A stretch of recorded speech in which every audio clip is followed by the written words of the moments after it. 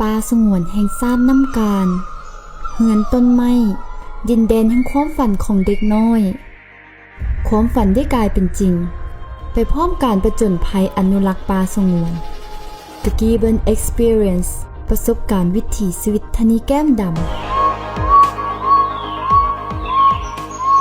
ทุกคนอยากลองขี่สายสลิงเพื่อความตื่นเต้นแต่อยู่นี่เฮาขี่สายสลิงเพื่อการเดินทางในพื้นที่ 136,000 เฮกตาร์ระยะสายสลิง15 กิโลเมตรจากสายหนึ่งหาสายหนึ่ง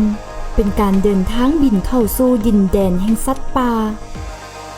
โลกจินตนาการเฮือนต้นไม้ได้เริ่มขึ้นณจุดนี้และสายตาก็ได้สัมผัสไปทั่วทุกพื้นที่ของป่าสงวนสัมผัสกับอิสระความผ่อนคลายของชีวิต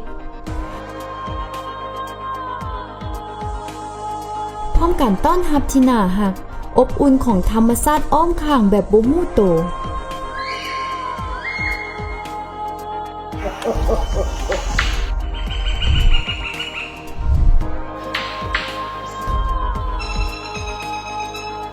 เสียงหัวแห่งความสุขเกิดขึ้นแบบง่ายดายได้ทุกเวลา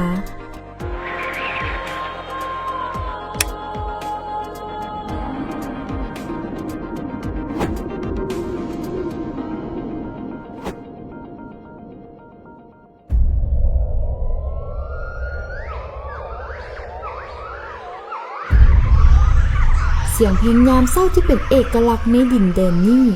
เป็นการปลุกเอิ้นของทนีแก้มดำ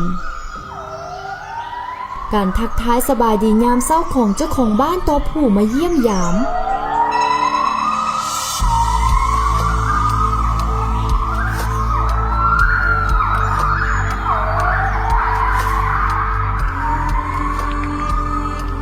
มือแห่งวันใหม่ของป่าแห่งนี้ได้เริ่มขึ้นสัตว์ทุกตัวก็เริ่มพากันออกซอกหาอาหารที่มักของตน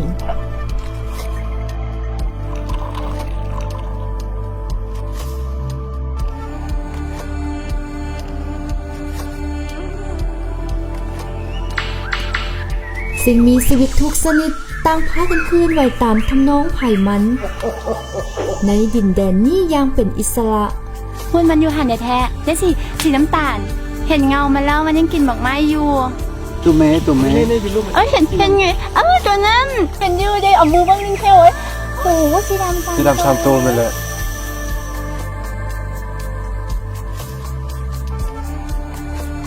เฮาบ่ต้องการรบกวน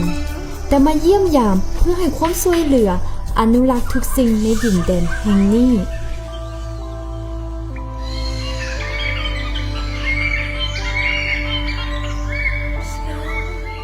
แล้วเขาจะได้พบกับเฮือนต้นไม้ที่สูงที่สุดในโลกต้นไม้ที่ใหญ่ที่สุดในประเทศลาว